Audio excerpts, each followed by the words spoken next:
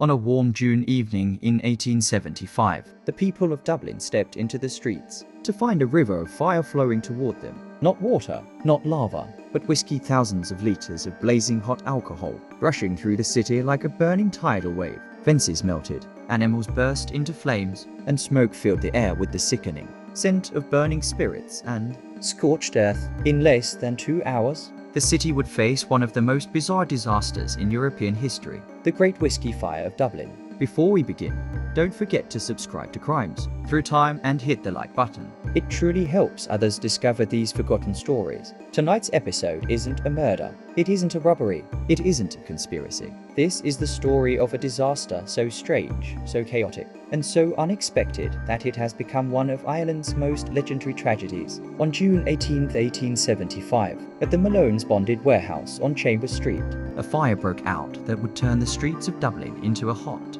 toxic river of burning whiskey. It left 13 people dead, dozens injured, homes destroyed, and changed how alcohol was stored forever. But the strangest part, every single person who died without ever touching the flames. Shortly after PM, a watchman passing through the Liberties district noticed a glow coming from inside Malone's warehouse. Inside were 5,000 barrels of aging whiskey, stacked high in wooden racks. Some were whether from a dropped candle, faulty heating, or spontaneous combustion. A spark caught. Flames built quietly, hidden at first. Then, with a sudden roar, the fire exploded through the roof. It was not the flames that terrified witnesses. It was the sound, a low rumble, followed by a deafening crack as barrel after barrel burst, releasing boiling whiskey.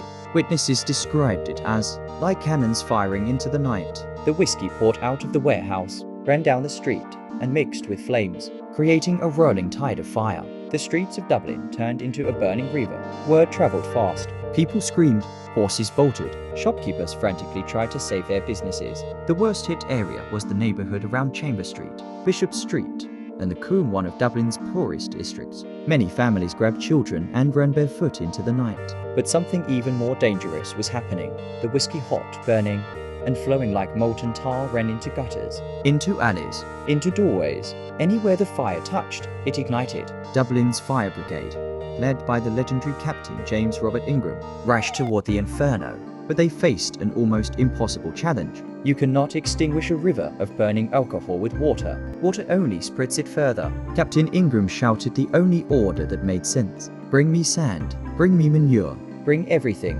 Barrels of sand were dumped into the streets. Workers shoveled earth into the flames, but the most effective tool came from an unexpected source. Horse manure, cartloads of it, piles of it, mountains of it, mixed with sand. It formed a thick paste that smothered the whiskey like a blanket.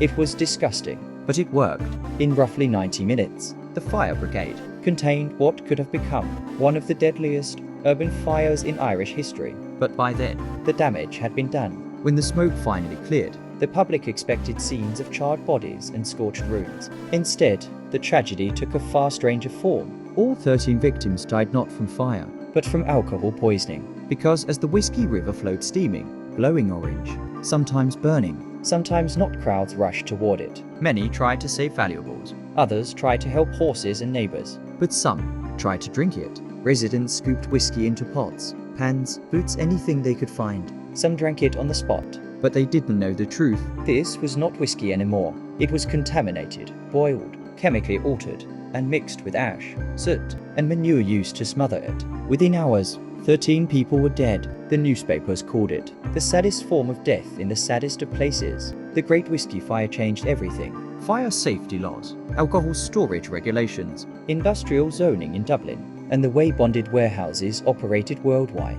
For decades, it remained a symbol of the Liberties district, a blend of tragedy, chaos, and dark Irish humour. To this day, Dubliners still tell the story of the night whiskey flowed like lava, and the streets burned with the devil's own drink. The Great Whiskey Fire of 1875 is a reminder of how the most ordinary things, a warehouse, a store of barrels, a spark, can transform into a surreal disaster. One that is still talked about 150 years later. Before you go, don't forget to like the video and subscribe to Crimes Through Time. Your support keeps these forgotten stories alive. We'll see you in the next episode. Until then, stay curious, stay safe,